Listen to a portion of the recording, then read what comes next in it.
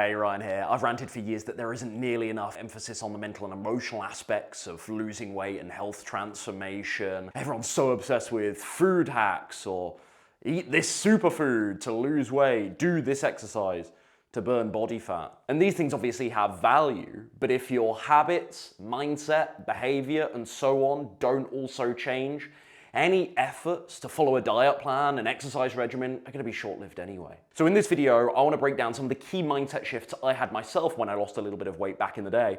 But now also what I've observed with my clients, I've helped nearly 500 men and women from all around the world towards their ideal healthy body weight over the last 5 years. I want to take some of their biggest epiphanies, share them with you. Hopefully you can inject that into your thinking going forward and it really helps you out. Mindset shift number one, not equating one mistake, one blip in your diet with, I'll never be able to do this, I'll always be overweight. This is what people do. Despite a couple of great weeks and months, both on and off the scale in terms of building healthy habits, they'll overindulge one time, they'll maybe binge eat once, and they'll suddenly get all down on themselves and all doomsday about this. You can't afford to do that. You must zoom out when you make mistakes. Think of that mistake as a drop in the bucket of your overall diet. Recognize how well you're doing overall so you can pick yourself back up and feel positive again about getting back on track. Instead of that kind of, oh, screw it, I failed now, give me that chalky cake anyway. I'm just always destined to be struggling with this stuff. I'm never gonna be, who was I kidding? I'm never gonna be consistent. You can't afford to be like that. You have to be bullish with this stuff. And I guess for me personally, I don't resonate with this. I see this in my clients. I don't resonate with this particular one because I was always kind of naive and perhaps slightly delusional. I'd like binge out on my diet. I'd be doing well for 5 days and then I'd suddenly smash. I just gave in for one reason or another and I'd smash down a whole pack of Pop-Tarts, for example, 1,800, 2,000 calories worth of Pop-Tarts. Weirdly, from the next meal, I would be able to psych myself up again and I'd be able to say to myself, no, I do believe I can do this. I'm back on track. I can do this. I am going to get the body I want. I'm in this for the long haul. And that's kind of frankly delusional because my track record was showing me that I couldn't actually be that consistent. But that's the kind of almost bullish naivety that I want you guys to have. Push through, zoom out, look at the rest of your diet, see that you're going the right way overall. Don't dramatize one little mistake. Mindset shift number two, actually admitting that I wasn't really happy with myself and I wasn't really proud of both my physique, my body, as superficial as it sounds, but also my habits, feeling kind of chaotic and out of control with food. I felt embarrassed and ashamed of that. Like that wasn't quite good enough for me. And I think this is, for me, was a massive prerequisite for change. It would be easy to stay in denial. Ignorance is bliss, as they say, but I had to actually face those things, feel the pain of them, feel how much they did annoy me about myself. And that created massive motivation to actually go and change. And interestingly, I think this is frankly the antithesis of a lot of this new age thinking now around self-love and self-acceptance, which in fairness, I do think has its place and has value. But at the same time, I see it as a pendulum that needs swinging. I think we are massively, my observation is we are massively motivated by things we don't like about ourselves and our lives too, as well as that sort of typical positive motivation. Oh, there's where I want to go. I want to get this thing. I want to be this way. I think we're equally, if not more, motivated by escaping the pain that we're currently in. So for me, that was a big one. And this is tricky territory, right? This is a gray area because if you don't want to start siphoning off your sense of pride and fulfillment and worthiness to some distant point in the future, like, oh, I'll be happy, I'll feel deserving, I'll feel good about myself when I've lost the weight, or I'm a millionaire, or I've got X car, or I've finally got a lovely girlfriend, etc. You don't want to siphon off all of that stuff and future pace it. But at the same time, feeling that pain, being disappointed, frankly, in yourself, can be a great motivator for change, I've found. Number three, actually caring about health just as much, if not more, as weight loss, as the physical form, the physical transformation. And I think what this allows us to do is seek out strategies that are far more, let's say, holistic and sustainable for us. They have longevity baked into them. We actually have a chance of staying consistent with them, rather than all the quick fixes, the get-rich-quick scheme, weight loss equivalents, whatever they might be, the stuff that is promised to provide immediate results because it's so aggressive. And I could finally personally draw some boundaries with those really extreme aggressive approaches once I finally realized, oh, it's about health too, which I know doesn't sound particularly profound, but frankly, it was profound to me at 21. And I just equated slimness with health, rather than, oh no, there's also stuff, there's markers on the inside too, such as getting your blood work done that can show, hey, you're not going the right way. And I had my really bad acne at the time and I was overweight, but I was never obese. So I kind of felt like, well, I'm fit, I'm young, I can run, I can do a bit of running, I go to the gym, I'm okay, right?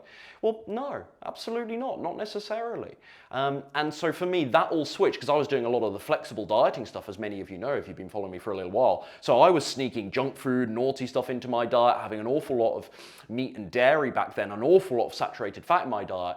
And it wasn't until I happened across the likes of the China study, Dan Buettner's work on blue zones, that I was like, oh, health matters too, and this allowed me to find weight loss approaches that were far more sustainable. Next one, you're not saying no to them, you're saying yes to you, and I like this particularly as a reframe in social settings. Bottom line is, it's okay to put yourself first, and you need to give yourself permission to do that, because I think sometimes we do get strange looks when we go out for pizza night and we just order the healthy salad, and sometimes people will try and guilt trip us. Sometimes we'll guilt trip ourselves. We'll feel bad for breaking the expectations other people have of us, for not sharing that bottle of wine with them. We'll almost feel like we're depriving them. That's so wrong, right? We're just putting our health first, and that's a really noble, important thing to do. So to feel any kind of guilt or story of selfishness for that is so unfair and it's so wrong, but it is how sometimes we feel when we're trying to sort things out and clean up our diets and we head into social situations.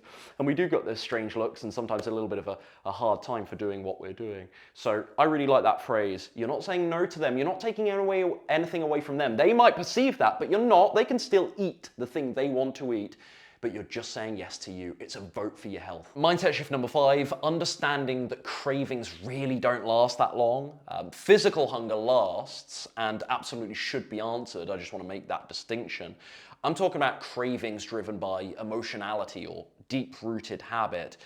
These are actually extremely temporary and fleeting. They don't feel like it. They feel incredibly overwhelming, very urgent, almost like this itch that you need to scratch. For me, back in the day, it was almost like I couldn't focus on the rest of my day until I'd taken care of my craving. That's how it felt. Until I'd had the tub of Ben & Jerry's, the couple of Pop-Tarts, couple of biscuits, it's like I couldn't get on with the rest of my day. I couldn't even focus on anything else. That's how overwhelming and powerful it felt to me at the time. What was amazing when I first started becoming far more aware of my eating habits and behavioral patterns is if I just rode out the craving, if I just delayed for maybe 20 to 30 minutes, I would say, I'm speaking very anecdotally, but perhaps 50% of the time, after that 20 to 30 minutes was up, the craving was gone entirely. And I realized, oh, that really was something that can just pass. It really was fleeting. But they feel so strong and powerful in the moment. So yeah, cravings really don't last all that long. You just need to push through. The next one is understanding that most of your problems to do with the mental and emotional aspects of food choices. So again, cravings, emotional eating, deeply held beliefs and attitudes and associations with food, etc., etc. A lot of these things are resolved only with consistency. And sometimes you do need, don't get me wrong, new reframes. I've given you some here, new ways to think about things and strategies and hacks. But frankly, when you're consistent, that's when your behavior actually starts to change, to the point where being consistent actually becomes your default. Essentially just repeating good habits week in, week out. And all of a sudden you realize, hey, I don't binge eat that much anymore. Hey, I don't actually have that many cravings anymore. And oftentimes I feel like a lot of dieters are looking for a thing, a silver bullet that will allow them to be consistent. Whereas for the past couple of years, I've always felt that consistency is the silver bullet. It is the thing that fixes the things that stop you from being consistent, if that makes sense, because of how consistency compounds, because of how your taste buds, habits, gut bacteria, resilience, discipline, habits, I think I already said that, just positive mindset, etc. How these things compound and momentum builds when you just repeat good behavior, and all of a sudden you've resolved a great deal of the mental and emotional afflictions and weaknesses that you had around food.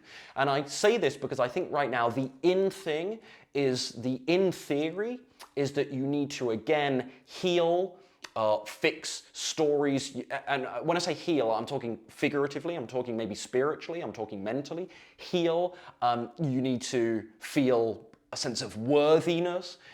You need a sense of deserving, and this will allow you to fix your emotional eating. And you need this new reframe and this new mindset and this new belief system, and this will allow you to fix your emotional eating and your cravings and be more consistent. And I think some of that has value, don't get me wrong, but I've just never taken that view. I think consistency is actually the thing that fixes those things. Number 7, and this one relates to exercise, understanding that exercise becomes self-motivating at a certain point. The feedback loop that takes over with exercise when you're at a certain level of proficiency, when you start getting good, in other words, at an exercise, is really, really awesome. And I love eating well. It makes me feel amazing, and it motivates me to continue eating well because I feel so good. But I have to admit that exercise has an addictiveness to it, I find, that nutrition simply doesn't. And don't get me wrong, I'm a bloody human, right? There are still moments where I'm like, oh, I don't really want to go to the gym today. Last week I was like, oh, the weather's so bad, I don't know if I want to really go and hit tennis balls today. But frankly, those moments are few and far between nowadays, and I definitely have to negotiate with myself more to make sure I eat a healthy meal versus a bad one than I have to with exercise. I've noticed that. And yes, exercise is habitual now, so that's part of it. But that's not the point I'm making. I'm not talking about exercise being a habit. I'm talking about when you actually start progressing with exercise, it's amazing how we enjoy the things that we're good at in life, I've always thought. When you start progressing with exercise, then by extension, it kind of starts to justify its existence in your life, and it starts to motivate itself. It starts to incentivize you to just keep doing it. So what I would say with exercise is, you need to do exercise to the point, because a lot of people hate exercise, especially when they're just beginning. But I think the advice I want to give is that there is this light at the end of the tunnel. After a couple of months, when you start getting better at it, when you start actually observing, hey, I'm getting fitter here, I'm getting better at the particular sport or movement that I'm doing, my form is better in the gym, I'm lifting heavier weights. Even if you hate exercise right now, and this sounds hard to believe, trust me, you'll get so addicted to that process that it actually is sometimes harder to stop doing exercise and take a break than it is to continue. Our penultimate mindset shift here, the scales do matter. Stop avoiding them to spare your feelings. I've got a pretty no-nonsense approach on this. And look, I get it. People that say, oh, the scales affect my mental health, the scales actually dissuade me from eating well because I feel so low about myself when I step on the scale that I don't really feel motivated to eat well. I do understand and I do empathize, but at the same time, I think this is a reality check that we need. I think the scale is a measure of your overall health and well-being. And if you are overweight and obese right now, and you are avoiding the scale, I want to challenge you on this. You're avoiding the discomfort that comes with knowing that things might have got out of hand and that you might now need to change. That's what you're avoiding. You're not avoiding the scale, you're avoiding the associated stories and feelings and the guilt complex that can come with, hey, look, I'm overweight, this is bad, now I don't feel good about myself. That then, of course, needs to be channeled into something positive, don't get me wrong, and I can see where people struggle with that. But avoiding the scale, is that really the solution? It's such an important method of accountability for monitoring progress. I just don't think that's appropriate. And then there's also people, they're not making necessarily a mental and emotional argument, they're making the argument of, well, Ryan, fat loss doesn't always show on the scale. And whilst that is very true in the short term, I won't deny that in the short term, generally over the medium to long term, that's not correct. When you're losing body fat, that will show on the scale over the medium to long term, with the obvious exception being that you're putting on pounds and pounds of muscle, but that's not likely for most folks. Generally speaking, if you're losing body fat over the medium to long term, you might not see that between a Friday and a Saturday when you're stepping on the scale, but over the medium to long term, you are going to see that scale drop. So if you're trying to just judge yourself from the mirror, I agree that it is possible to assess if your strategy is working from the mirror or not when you're already quite slim and lean, because you can actually see what a 1 or 2 pound difference looks like. But if you've got upwards, I would say, of 20 pounds to lose, I think the scale is a really important feedback system. And so for you to avoid that, to spare your feelings, or under some notion that fat loss doesn't always show on the scale, I don't think that's quite right. And lastly, our final mindset shift for this video. I hope this stuff has been useful, by the way, so far, and it's given you, pardon the pun, food for thought. Emotional eating is just as much about familiarity as it is taste. And I think once we internalize this, we can take foods that have a hold on us, foods that we feel we're addicted to or have an affliction for or a weakness for, we can take them off their proverbial pedestal, help them lose the magic spell they have over us. That kind of story that we need these foods. I'm a chocoholic. Think about the words there. I'm a chocoholic. How disempowering is that? I can't live without wine. I love my Friday wine night. All of this self-talk, it makes it inevitable for us to eat poorly, right? If that's how we speak to ourselves and think of ourselves. And there's a lot to say on this subject of emotional eating, there is. The particular point I want to make today, though, is emotional eating is just as much about familiarity as it is taste. Familiarity because we love routines, because we're creatures of habit. I ask you now to reflect on those moments where you are bored or stressed or seeking comfort, seeking soothing. Think about the type of foods that you turn to, and I can almost guarantee that you go for very specific foods. It's not broad. You don't just want to eat any junk food. You want to eat a specific type of food. I almost guarantee it, even down to the brand in some cases. For me, back in the day, I wasn't happy with any old ice cream. I didn't want vanilla ice cream, Wall's vanilla ice cream, Tesco vanilla ice cream. I wanted Ben & Jerry's cookie dough. I wouldn't even accept any other Ben & Jerry's. If they were all out of Ben & Jerry's cookie dough in the store, I didn't even want ice cream. I'd just go and grab something else. When I wanted biscuits or cookies, it had to be either Hobnobs or Oreos. I went through a phase of Bourbon biscuits as well. I remember those. They're a bit outdated. I don't know if everyone around the world knows the good old Bourbon. But yeah, so specific. And that's one characteristic of emotional hunger. Rather than physical hunger, where you'll just eat whatever because you want nutrients, you'll throw together the strangest concoction of healthy foods and be really happy with it because you're so desperate to eat something. Emotional hunger rather, and cravings, they're very different. They're very niche, they're very specific. It's, I want this particular food. Why? I ask you to think why, because it's about familiarity, it's about comfort. It's because we are associating these foods with certain feelings because we perhaps used those foods in the past when we had certain feelings. So it all becomes part through association of this behavioral script. I'm stressed, I eat Ben & Jerry's cookie dough.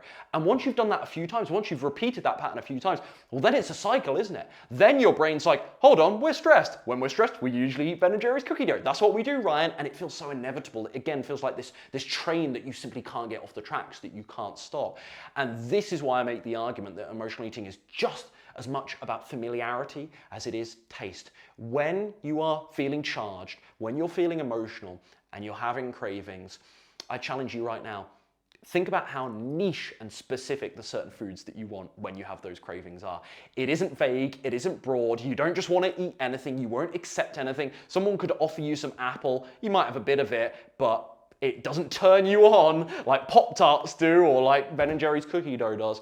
And that's because there's a nostalgia and there's a pattern recognition that comes with those certain foods because we've used them as a crutch, falsely thinking that they're the thing that resolves the stress or the boredom, the loneliness, the comfort that we need, the pick-me-up, etc., etc., etc., through association. So I think when we understand this, and yes, this food, again, still tastes good to us. Taste plays a role here, I'm not denying that. But when we understand that it's also just a bit of a pattern, it's just comfort, it is just, we know that food, it's safe, we know that we enjoy it enough, and so it's kind of like a guaranteed win, let's say, to have that food rather than risking having a new food. Once you realize you're also selecting that item out of familiarity, well, I think that helps you take away some of the power that it has over you, or so is my theory. So cravings, emotional eating, just as much about familiarity and patterns as they are taste. I'm in no position to tell you how to think. I would never have the audacity to tell another individual precisely how they should be thinking.